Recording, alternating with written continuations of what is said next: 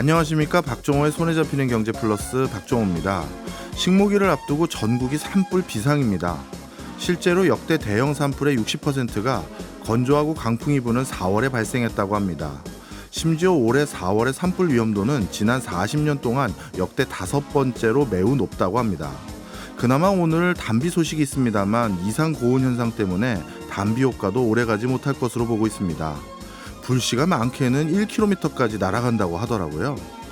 우리의 부주의가 봄철 산불에 불씨가 되지 않도록 주의해야 할 텐데요. 우리가 산불을 막고 나무를 보존해야 할 이유는 아주 많습니다.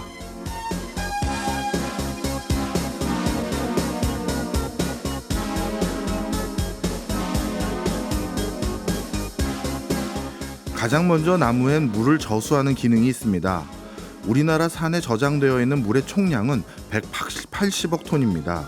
국내에서 가장 큰 소양강댐의 저수 능력은 19억 톤이고 국내에 있는 49개 주요 댐의 저수량을 전부 합치면 140억 톤 정도입니다. 이렇게 큰 저수 능력을 갖게 된 건 산에 나무가 우거져 있기 때문입니다. 두 번째, 공기 정화 기능이 있습니다. 하다못해 도심지에서도 은행나무를 가로수로 심는 이유는 공기를 깨끗하게 정화하는 능력이 크기 때문입니다. 우리나라 도심에 심어진 가로수 중 40% 이상이 은행나무라는 통계도 있습니다. 뿐만 아니라 식량, 재난 방지 등 이렇게 우리가 나무를 소중히 여기고 산불을 더 조심해야 할 이유는 차고 넘칩니다. 4월 4일 화요일 박종호의 손에 잡히는 경제 플러스 광고 듣고 시작합니다.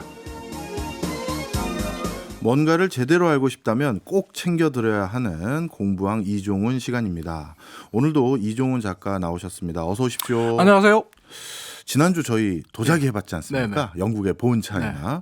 그래서 제가 속으로 홍차 얘기도 해주셨으면 좋겠다 생각했는데 오늘 주제가 홍차입니다. 원래 본차이나를 홍차 공부하다가 이제 삼천포로 빠져서 하게 된 거였잖아요. 그렇군요. 맞아요. 네. 그래서 오늘은 홍차인데 네.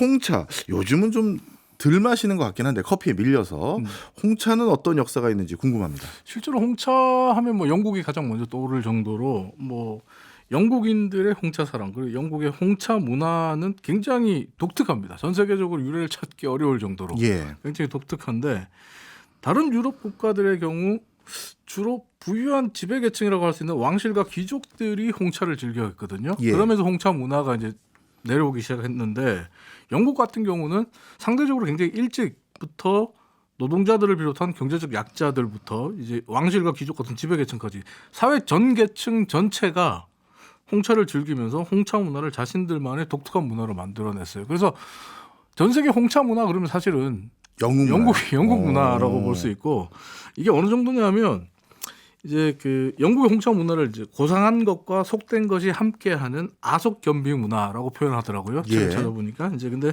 이 2015년 현재 유럽 국가들 중에 영국의 홍차 소비량이 약 11만 톤 정도 되더라고요. 2015년 현재. 근데 이제 유럽에서 2위를 차지한 나라가 독일이에요. 영국 다음이 이 독일인데 독일의 소비량이 19,000톤. 야, 거의 뭐 5배 이상. 11만 톤과 뭐 5배 이상 차이 나는 건데 그리고 3위인 프랑스가 15,000톤. 그러니까 2위, 3위는 비슷해요. 어떻게 보면 뭐 4천만 톤 차이가 나지만 그래도 4,000톤 차이가 나지만 그래도 이게 납득이 되는데 영국 같은 경우 11만 톤으로 압도적으로 앞서 있거든요. 그리고 유럽 전체의 소비량을 봤더니 영국이 유럽 전체의 절반을 차지해요. 그러니까 영국 홍차 소비가 얼마나 많은지 알 수 있는데 2022년에 성균관대학교의 김현수가 쓴 석사 논문 19세기 영국 차문화의 아속 겸비 경향에 대한 연구라는 논문을 보면 이런 구절이 나와요. 영국의 홍차 문화의 발전과 위상은 어떤 특정한 한 요인으로 이루어진 것이 아니다. 해상 무역의 패권자로서 동양의 문물을 수입하였고 산업혁명을 통해 경제 성장을 이루어서 홍차 산업 발전이 이루어졌기 때문에 가능했다. 이러거든요. 그러니까 한마디로 말해서 영국의 홍차 문화는 실제로 제국주의, 해상 무역이라고 하는 패권 제국주의 그리고 산업혁명 이 두 가지 경제적 요인이 결합해서 만들어낸 산물이다 이렇게 볼 수 있습니다. 산업혁명하고 전 세계 식민지 패권주의 이게 홍차랑 무슨 관계가 있죠?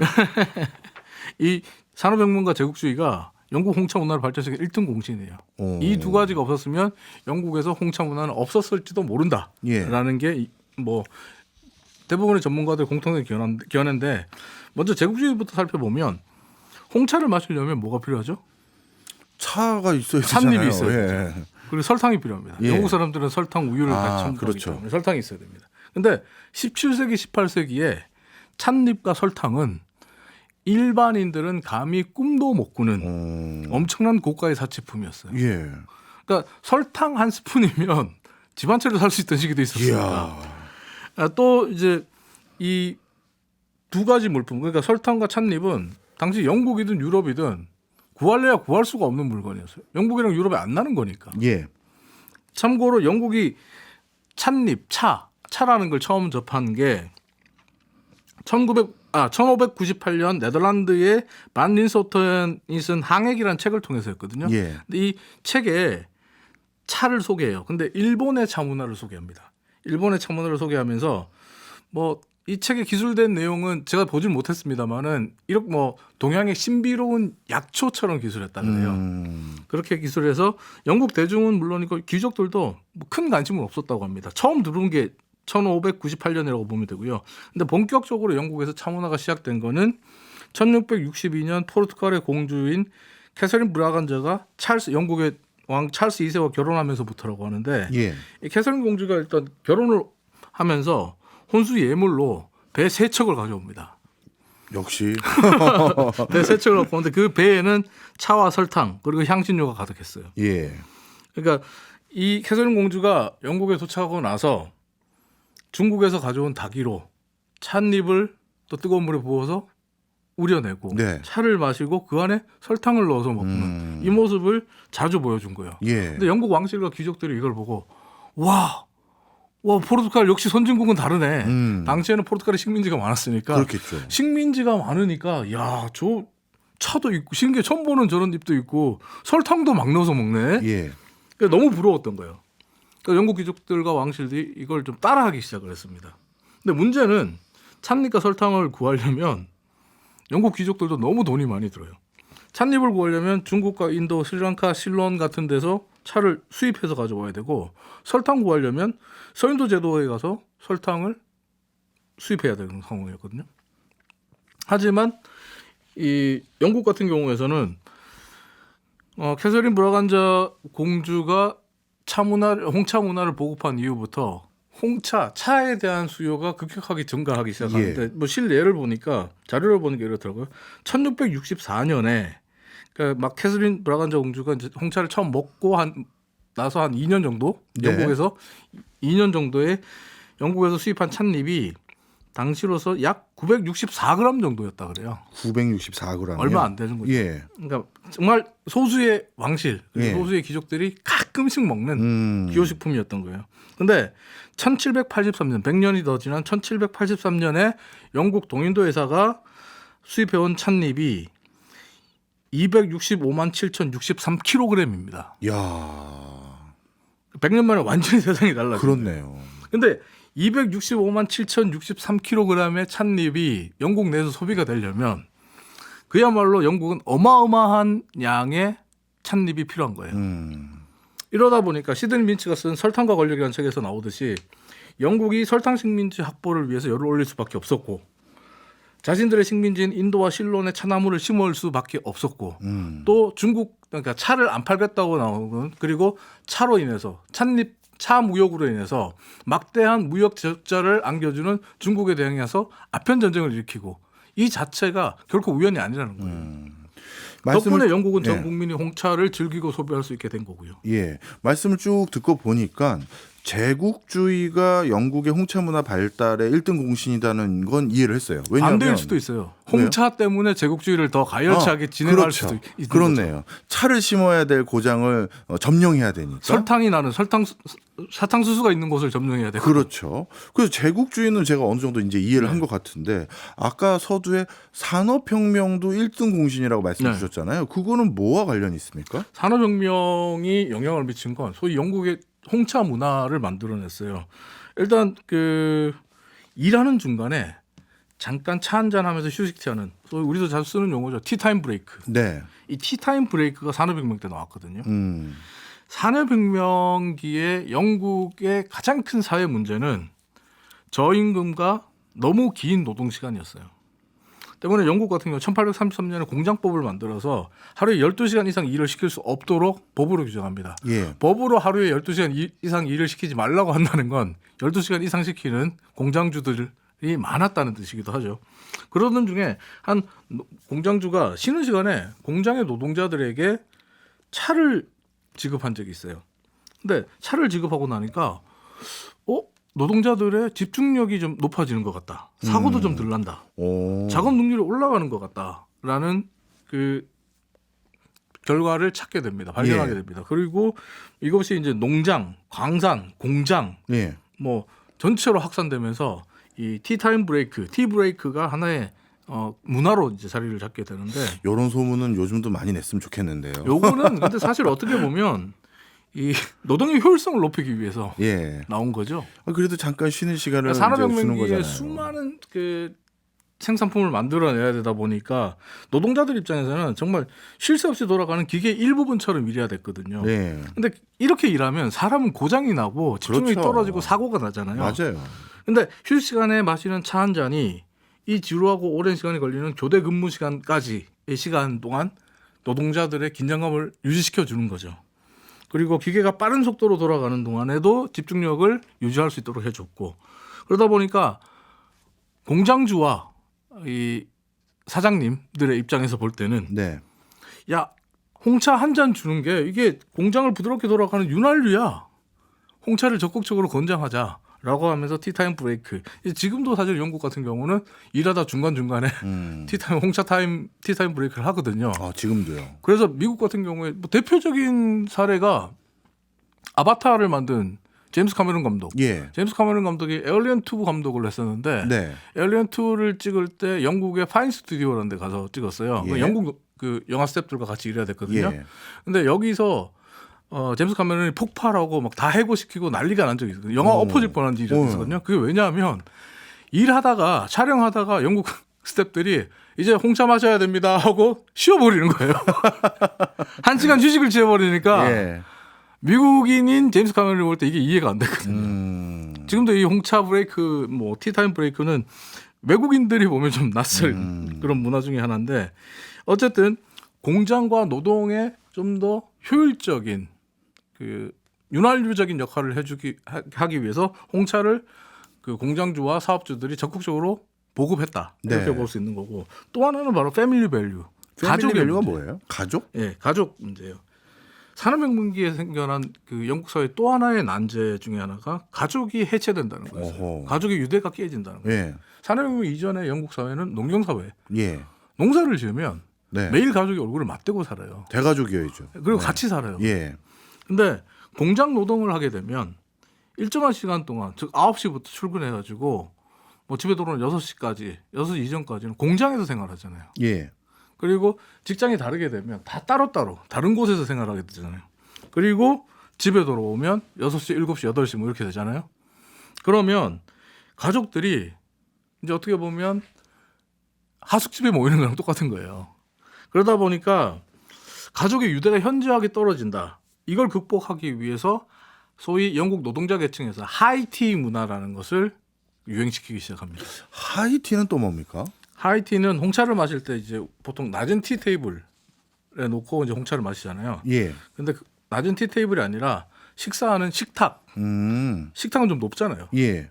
식탁에서 홍차를 마신다라는 것을 유래한 건데, 티 테이블이 없는 노동자 가정에서 식사할 때 혹은 그 외 시간에 식탁에 앉아서 이 홍차를 마시는 걸 하이티 문화라고 얘기를 합니다.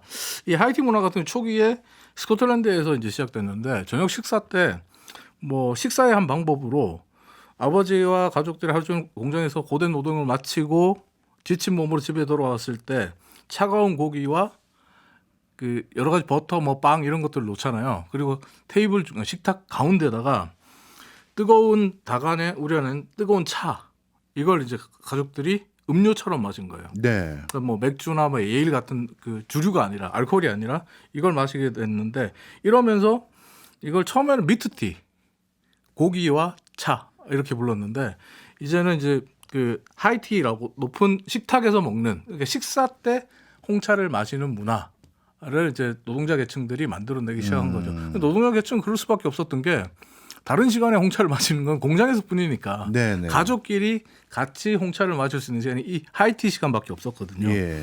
그래서 이제 지금도 영국 사람들의 식사 때마다 홍차가 빠지지 않고 등장하는 이유입니다. 우리가 뭐 고급 레스토랑 가면 뭐 커피나 차 뭘로 하시겠습니까라고 맞아요. 묻잖아요 식사 때마다. 예. 그래서 그 애프터눈 티라고 하는 게 생긴 겁니까? 아니 오후의 차 애프터눈 티는 그 영국의 상류층 문화예요. 예. 이건 이것도 다른 상류층에서 거네요. 시작해서 전계층에 확산된 거고 하이티는 하류층 어떻게 보면 노동자 계층에서 시작해서 상류층까지 전파된 반대의 개념인데 이 애프터눈 티가 이제 사실 영국 홍차하면 가장 먼저 떠오르는 이미지예요. 예. 19세기에 등장하는데 19세기 초반부터 이제 영국에서 그 식사 문제가 좀 그 상류층들에게 골칫거리였어요. 그러니까 19세기 초반에 영국의 식사 패턴이 영국 상류층들의 식사 패턴입니다. 상류층들의 식사 패턴은 아침을 늦게 먹고 네. 저녁을 늦게 먹는 거였어요. 예. 그리고 점심은 거르는 거. 하루에 2끼 먹는 거예요? 왜 그러냐면 날마다 파티를 하니까 아. 날마다 밤늦도록 파티를 하니까 아침에 늦게 일어나잖아요. 그렇네요. 그러니까 브런치를 먹는 거예요. 예. 11시나 12시에 이제 아침 겸 점심을 먹는 거예요. 그리고 저녁은 어차피 8시, 9시 되면 또 파티 있으니까 안 먹고 8시, 9시에 파티 가서 먹는 거예요. 예. 그러니까 이게 반복되다 보니까 이게 상류층에서 만든 일종의 식사 유행 아닌 유행이었는데 이 방식이 근데 문제는 4시나 5시 되면 배가 너무 고프다는 거예요. 그렇죠. 8시, 9시까지 참아야 되는데 이건 좀 아니다라고 해서 사람들이 고민하던 찰나에 빅토리아 여왕의 평생 친구였던 베드포드 공작 부인이 오후 4시나 5시쯤에 홍차와 케이크, 샌드위치 혹은 과자, 쿠키 같은 것들을 같이 먹기 시작을 했어요. 같이 먹으면서 공복감을 좀 달랬는데 자기가 먹어보니까 이게 오후에 활력을 주는 거예요. 예. 오후에 4시, 5시에 자기가 활력을 느끼고 또 8시, 9시 파티장에 갔을 때도 생기 있게 이야기할 수 있더라. 이런 생각이 들어서 공작 부인이 친구들을 초대하기 시작합니다. 그 친구들을 초대할 때 초대장 이름이 차와 들판의 산책. 이라는 제목으로 했어요. 그리고 이게 애프터눈 티, 오후에 마시는 차 이렇게 이름 붙이게 됐고 애프터눈 티 이 사교 모임이 사실 보니까 다른 그 영국 여성들이 볼 때 너무 멋있어 보이는 거예요. 너도 나도 따라하기 시작했고 예. 애프터눈 티가 영국의 홍차 문화를 상징하는 티타임의 하나로 지금까지 자리 잡게 된 이유입니다. 네. 오늘 서두서부터 지금까지 영국의 홍차 문화 그리고 이 영국의 홍차 문화가 발달하다 보니까 유럽 전체의 홍차 소비량의 절반을 영국이 소비한다고 말씀 주셨는데 사실 생각해 보면 우리나라도 홍차는 아니지만 우리 녹차이긴 한데 우리도 좋은 차 많다고 제가 들었거든요. 그러면 이런 차 같은 거 좀 우리도 개발해서 이렇게 지금 차에 거의 중독 상태에 빠져 있는 영국을 비롯한 유럽에 수출도 좀 하고 그러면 안 되나요? 그게 저도 많이 아쉽더라고요. 이번에 공부하면서 보니까 2016년에 성신여대의 안지용이 쓴 한국 홍차 산업 현황과 국산 홍차 수요 증대를 위한 방안 연구라는 석사 논문을 봤는데 이 논문 안에 내용을 보면 아쉽게도 우리나라는 홍차 품종이 아직까지 그닥 많이 보급이 안 돼 있다 그래요. 그러니까 생산업체들도 녹차를 주로 생산하면서 홍차를 같이 생산하는 형태지 네. 홍차만을 전문으로 생산하는 업체가 거의 없다라고 합니다. 예. 근데 우리나라 홍차 수출 같은 경우에 그러다 보니까 관세청 자료를 보니까 2014년 기준으로 7톤 3,000kg 정도의 수출을 했는데 대부분이 미국으로 수출되고 있고 이 수출되는 95%의 물량이 교포들을 대상으로 한 국내용 홍차 상품의 티백 상품을 그대로 라벨만 바꿔서 파는 거예요. 참고로 홍차 같은 경우에 가장 유명한 브랜드 중 하나가 립톤 브랜드인데 네. 이 스코틀랜드 출신의 토마스 립톤이 1890년에 스리랑카 실론 지역을 여행하다가 여기 좋은 차입이 나오네라는 걸 발견하고 거기서부터 홍차를 재배하고 판매하는 사업을 했단 말이에요. 그러면서 지금의 실론 홍차, 실론 티라는 걸 전 세계에 이제 퍼뜨린 인물인데 실제로 이런 립톤의 성공을 봤을 때 립톤 본인의 성공이기도 했지만 스리랑카 홍차 산업을 발전시켜줬거든요. 예. 홍차 생산을 급증시켜줬고 그 홍차가 또 스리랑카를 대표하는 수출품으로 자리 잡게 만들어줬거든요. 네. 영국에서 홍차 수요가 많다. 우리가 커피를 재배할 수 없다면 차를 적극적으로 해외 시장에 수출하는 전략도 세워볼 필요가 있다. 이런 것을 이번에 공부하면서 좀 느껴봤습니다. 예, 뭐 차 생산이라는 게 굉장히 노동 집약적인 산업이다 보니까 아마 우리나라는 당연히 프리미엄 차 상품으로 개발을 하면 뭔가 좀 효과가 있을 것 같은데. 충분히 가능할 것 같아요. 저도요. 하여튼 뭐 오늘 또 새로운 세상 한번 또 알게 됐습니다. 지금까지 이종훈 작가였습니다. 고맙습니다. 감사합니다. 저희는 광고 듣고 2부로 돌아오겠습니다. 키워드로 세상 보는 눈을 키워보는 키워드 경제 시간입니다. 오늘은 남국민 기자가 가져온 키워드 만나보려고 합니다. 어서 오세요. 예, 안녕하세요. 오늘 키워드 뭔가 원고 한번 봤더니 야, 가슴 설레는 키워드입니다. 저도 막 쓰면서 설레더라고요. 예, 그러니까요. 오늘 키워드는 연차입니다. 예, 맞습니다. 사실 연차 있어도 못 쓰시는 분들도 많을 텐데. 네, 자, 연차 아마 직장인들의 영원한 관심사겠죠? 맞습니다.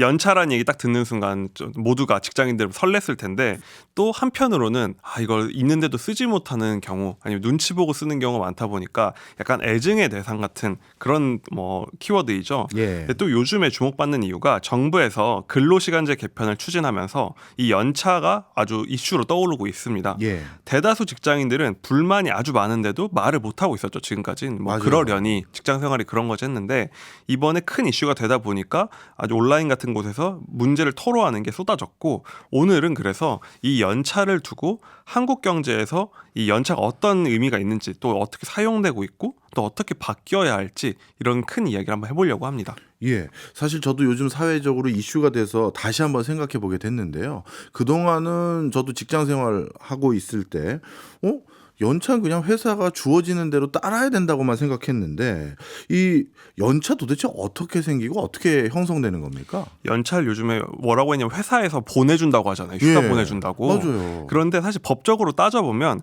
근로기준법이 보장하는 노동자가 월급을 받으면서 쉴 수 있는 유급 휴가입니다. 그러니까 법적으로 보장된 권리라는 거죠.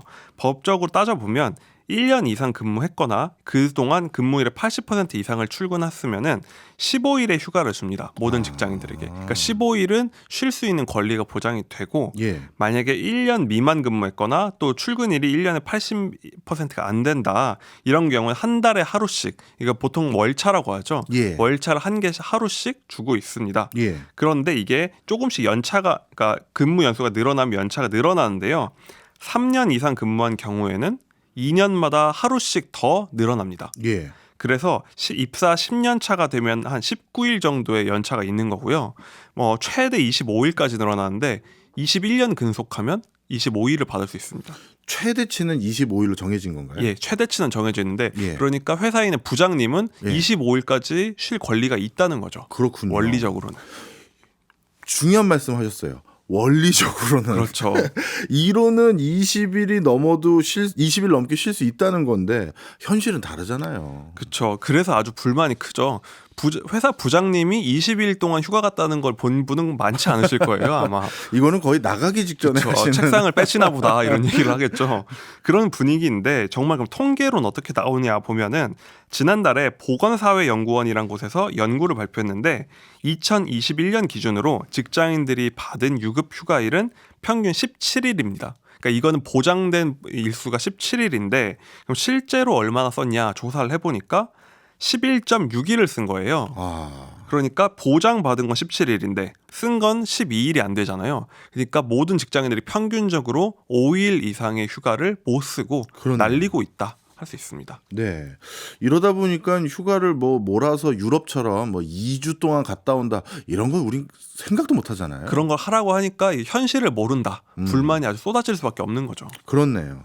그래도 휴가 일수는 연차가 늘수록 느니까 좀 나아지지 않나 싶은데요. 또 그게 그렇지 않습니다. 어. 이 연구에서 또 눈에 띄는 점이 뭐냐면 아까 말씀드린 것처럼 근무 연수가 높아지면 보장되는 휴가일이 많아지니까 당연히 더 쓰겠거니 하지만 이 연구로서 보니까 연령이 높아져도 사용한 휴가일 수가 거의 똑같습니다. 그러니까 부장님이나 사원이나 대리나 쓰는 일수가 거의 똑같다는 겁니다. 예. 지급받는 건 당연히 부장님이 많은데도요. 그런데도 문제가 이렇게 늘어나는 현행법에 역행하고 있다는 거는 오히려 근무 연수가 늘수록 못 쓰는 연차는 더 많다. 그렇겠네요. 당연히 아쉬움은 더 크겠죠. 예. 이 부장님이 연차를 많이 안 쓰는 이유는 사모님과 길게 보내지 않으려는 이유인가요? 비자발적 뭐 안 쓰신 것도 있을 수 있나 싶긴 합니다. 예. 자, 그럼 직장 생활 해본 사람들 입장에서는 휴가가 길면 좋을 텐데 이게 사실 직장 생활의 어떤 뭐 고달픈 근로자만 좋은 게 아니라 국가 경제에도 뭔가 이점이 있는 거 아니에요? 맞습니다. 이게 그냥 근로자들의 불만이라고 생각할 수도 있지만 사실은 국가 경쟁력을 유지하는 중요한 키워드가 될 수 있는데요. 네. 첫 번째로 보면은 지금까지는 열심히 많이 일해야 그래서 경제 발전을 이룬다. 이런 생각이 통용이 됐죠. 예. 실제로 그런 식으로 고도 성장을 이뤘다고 생각을 하니까요. 그리고 또 성과를 낸 것도 있는데 이게 직관적으로 받아들일 수 있는 이유가 부모님들이 열심히 많이 일해서 그 돈으로 우리 집도 더 좋은 거 사고 우리도 키워내셨으니까 예. 국가적으로도 노동자들이 더 많이 일하고 더 열심히 일해야 발전한다. 이런 통념이 있었던 겁니다. 그런데 경제적으로 좀만 더 들어가 보면은 이게 직관과 다르게 돌아간 점이 매우 많습니다. 어떤 점 때문에 그렇죠? 예, 일단 가장 큰 문제가요. 낮은 노동 생산성 문제인데요.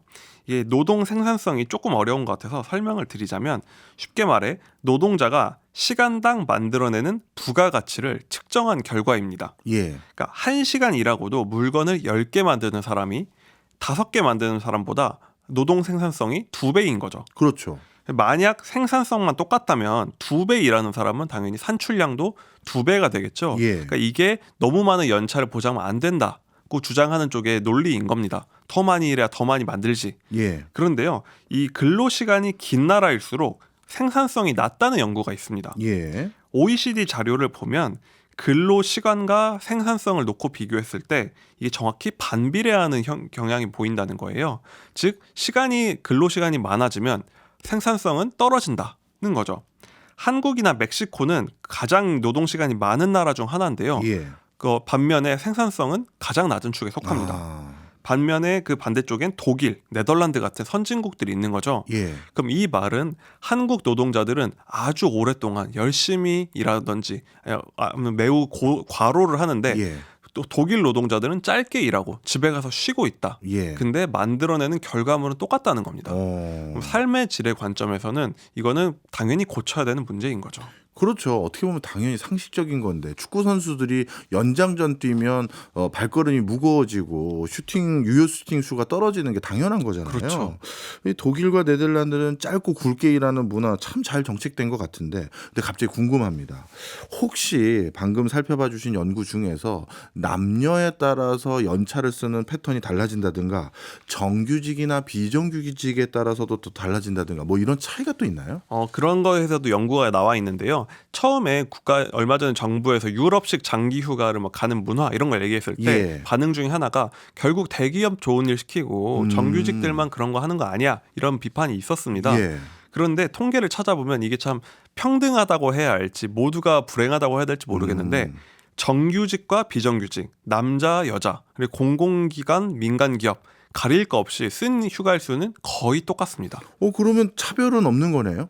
그렇게 볼 수가 있게 되는 거죠. 예. 어찌 보면 모두가 비슷하게 휴가 가는 문화가 있는 건데 예. 한편으로는 모두가 권리를 보장받지 못하고 있다. 모두 다 못 쓰고 있는 거군요. 그렇습니다. 왜냐하면은 모두가 휴가 보장받는 건 17일 전후이기 때문에 다 많은데 못 쓰고 있다는 거예요. 그런데 이게 그렇다면 어떤 말을 하냐면 좋은 기업이 가야 하느냐 아니면 좋은 산업에 가야 하느냐 그 차이가 아니라 한국 경제 구조 자체가 예. 이런 권리를 보장하지 못하고 있다는 증거인 거죠. 정말 들을수록 더 왜 우리가 연차라는 단어를 봤을 때 이렇게 이야 소리가 나왔는지 저절로 그쵸. 느껴지네요. 그러면 휴가도 안 가고 오래 일하고 그러면 경제 성과는 정말 높아지긴 하는 겁니까?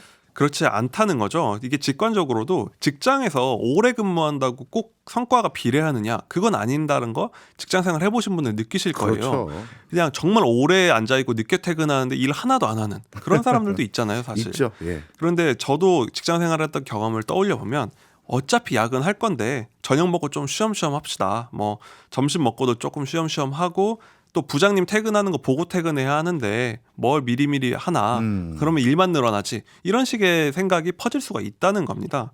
그래서 이런 장시간 근로의 문제를 지적하는 학자들은 근로시간을 제한하고 쉬는 날도 보장을 해야 오히려 집중적으로 효율적으로 근무를 하려고 하고 또 혁신은 게으름에서 나온다는 얘기도 있거든요. 일을 좀 덜 하고 싶기 때문에 예. 집중적으로 할 수 있는 방법도 개발하고 더 효율화를 할 수 있다는 거예요.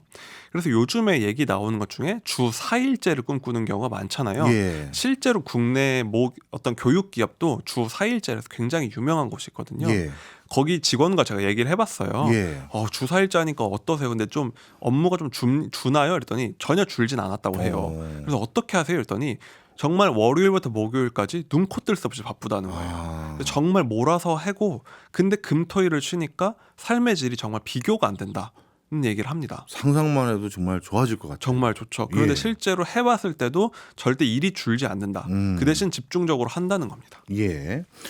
자, 그런데 만약에요. 이렇게 뭐 주 4일제나 굉장히 밀집도 높은 근무 형태로 바뀌는 것이 아니라 지금처럼 굉장히 오래 회사에서 보내고 그래서 생산성도 떨어지는 이런 근무 형태 이게 계속된다면 뭔가 건강에도 안 좋을 것 같아요. 맞습니다. 이 명확히 드러나는 지표가 잠자는 시간인데요. 저희 진행자님 몇 시간 정도 주무시는 것 같습니까? 저도 잠 많이 못 잡니다. 왜냐하면 오프닝 원고 수정하고 그리고 제가 요즘 끝곡 고르는 그 즐거운 고민이 있어서 네. 많이 못 주무실 거예요 아마. 예. 대부분이 그러실 텐데 한국은 OECD에서 자는 시간은 꼴찌입니다. 평균적으로 7시간 51분인데요. 저는 사실 이 자료를 보고 그렇게 많이 잤나라는 생각을 오히려 했어요. 저도 네. 한 6시간 정도 자는 것 같은데 주변에 그런 경우가 많거든요. 근데 OECD 평균은 8시간 22분입니다.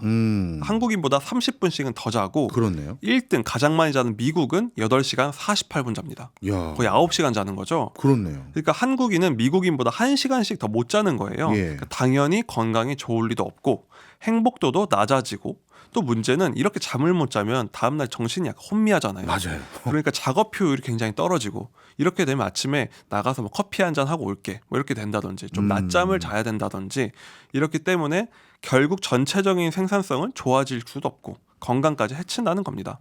그리고 이게 좀 더 장기적으로 봤을 때는 우리나라가 세계 최저출산율로 요즘 유명하잖아요. 예. 0.78명.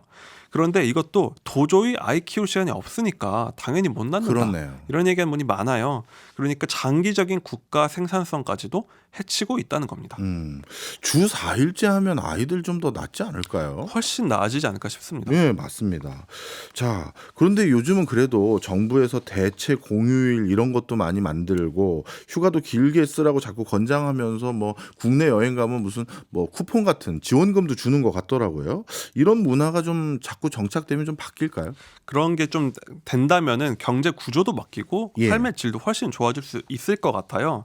그 기업들이랑 정부까지 나서서 자꾸 그런 캠페인하고 요즘 대체 공휴일도 늘려주고 하는 이유는 내수 진작을 위해서거든요. 그러니까 우리가 연차를 당당히 쓰는 구조가 돼야 또 쉬면서도 돈을 써야 된다는 거죠.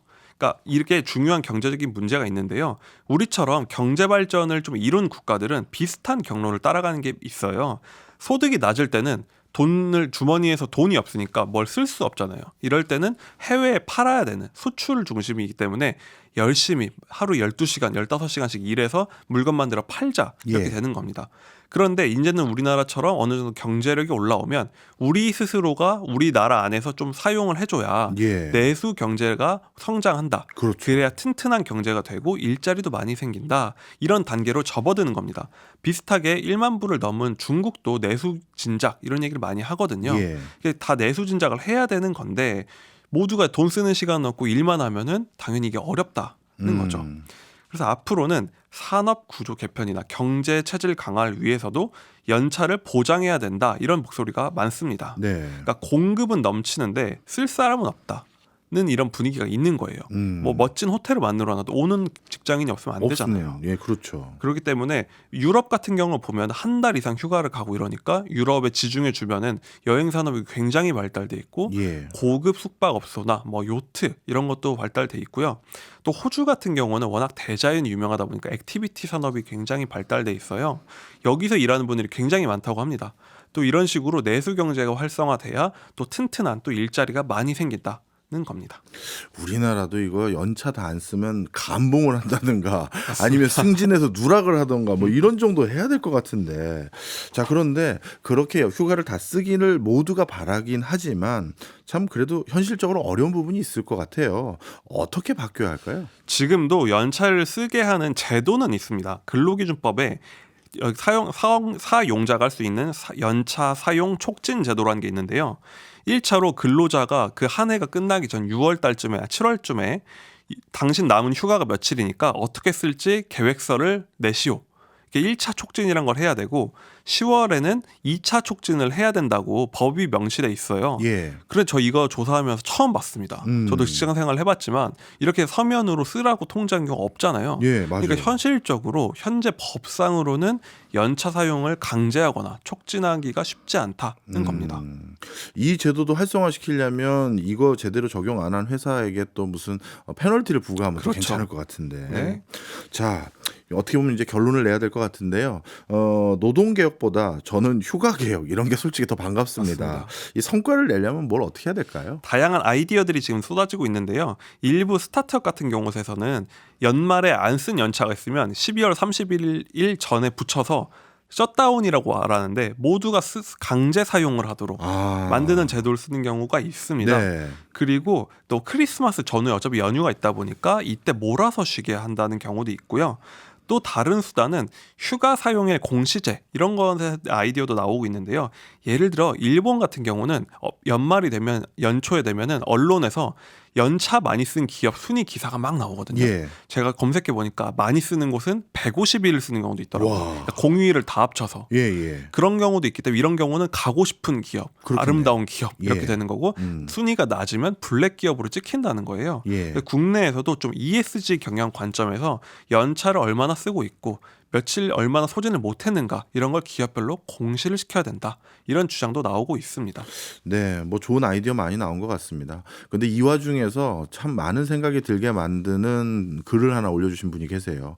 6746님께서 방송을 들으면 들을수록 자괴감만 드네요. 5인 미만 사업장인 저희는 연차 휴가도 없습니다. 맞습니다. 아주 영세한 것도 우리가 꼭 제도의 틀 속에서 챙길 수 있는 그런 제도적 보완이 필요할 것 같습니다. 오늘 유쾌한 키워드 좋았습니다.